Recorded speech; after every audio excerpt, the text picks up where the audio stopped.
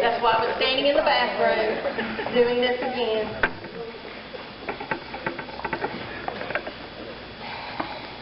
That's why I'm going into computers. I will not have to stand in front of anybody to say anything.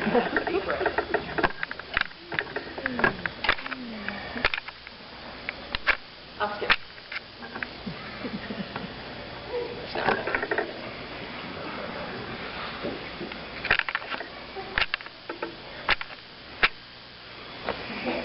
I am Tami Greene, and I would like to talk with you today about the dangers of being too sweet, which is the impact of diabetes on the American family.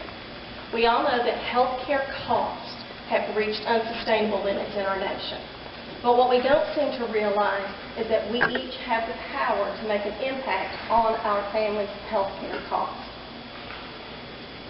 Approximately 58 to 71% of the diabetics in America, or diabetes that is diagnosed in America, could be prevented or delayed. So what does that mean? How many of us really have diabetes?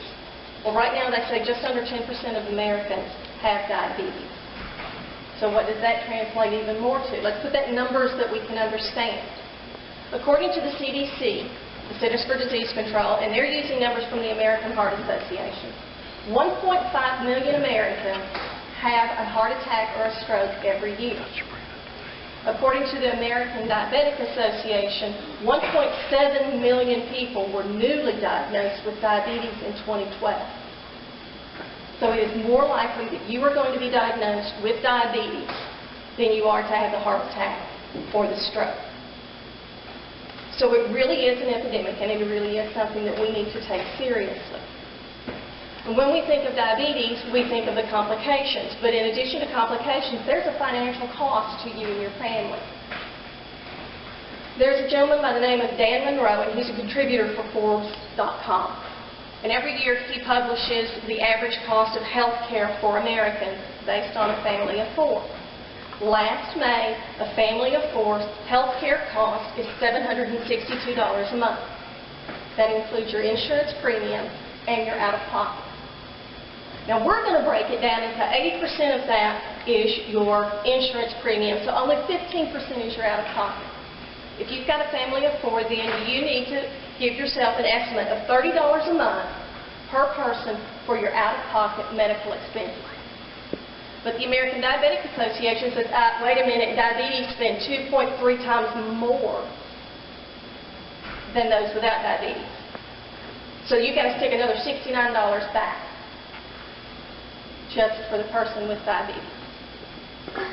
Well, what about work? Diabetes affects your work. There's a research group, the ADP, and they do work-based data. And they said that 3.5% is the absentee rate for Americans, which equals to about 8 days a year. Well, it's more for diabetics. Diabetic America is a treatment center in Texas, and they've worked with the insurance industry to come up with what the loss to work is for diabetics. And it's another 8 to 11 days a year. So if we take the low number and say you're going to miss 16 days a year because of your disease, that translates to 1.3 days a month.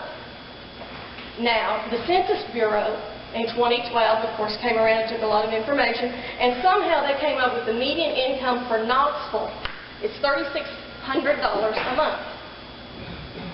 So if you use that number, you multiply it by 1.3, diabetes costs your family $297 a month just from what you lose at work.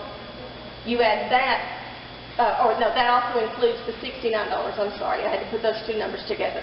So $69 plus your work is $297 that you lose just from having the disease. That's car payment, people.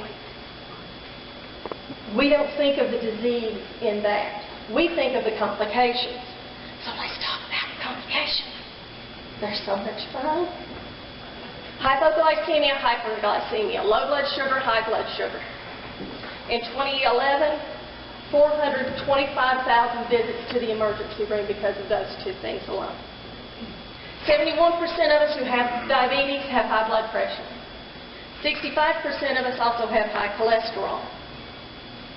The CDC estimated that between 12 and 24,000 new cases of blindness happen each year because of retinopathy. Kidney disease failure.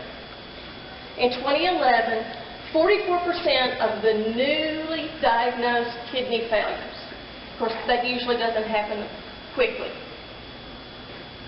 but the primary reason for 44% of that was diabetes. Amputations. This is going to sound weird. Non-trauma, lower limb. And this was in 2010. 73,000 of those amputations. 60% of them happened in diabetics. The complications to diabetes takes a little bit of your life and a little bit of your lifestyle every year that we have it. So we need to do what we can to prevent it and postpone it. So how do you prevent it and postpone it? You already know the answers because you're going over them in your head, just waiting for me to say those evil words. We need to make a change to our diet. We need to cut out sugar.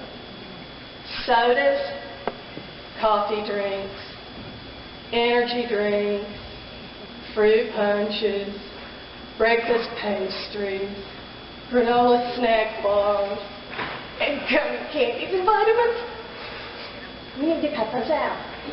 We also need to cut out the processed foods, water processed foods. Well, if your food's coming in a can, it's probably processed and you shouldn't eat it. If your food's coming in a box, you probably don't need to be eating it. If it's wrapped in plastic, you don't need to be eating it. You can have a healthier lifestyle if you will shop on out the perimeter of your grocery store and stay out of the middle as much as you can. That will lead to a healthier lifestyle. Watching our portion controls. We need to watch our portion controls. In America, we eat too much. The other thing we need to do is to get moving. If we get moving just a little bit, we will start losing the weight that we need to lose. All we need to lose is 7 to 10% of our body weight. We don't have to lose 30 pounds no matter what that mirror tells us we need to do. So those are the few things that we can do as Americans to impact our family's future and our future. Now, I know I'm one to sit around and complain about what the government needs to do to fix health care problems in America, when part of the biggest problem is what I need to do to fix the problem with health care problems in America.